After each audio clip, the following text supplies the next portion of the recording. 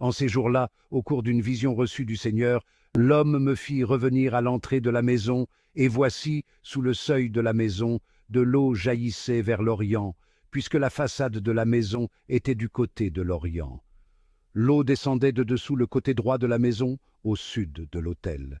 L'homme me fit sortir par la porte du nord, et me fit faire le tour par l'extérieur, jusqu'à la porte qui fait face à l'Orient, et là encore l'eau coulait du côté droit.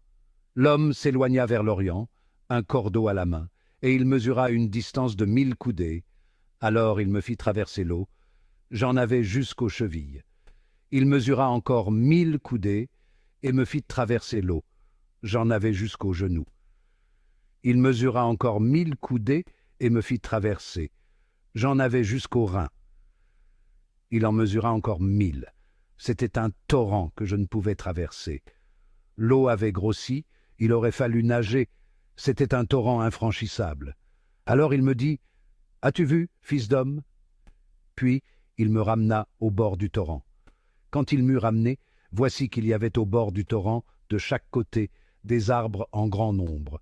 Il me dit, « Cette eau coule vers la région de l'Orient, elle descend dans la vallée du Jourdain, et se déverse dans la mer morte, dont elle assainit les eaux.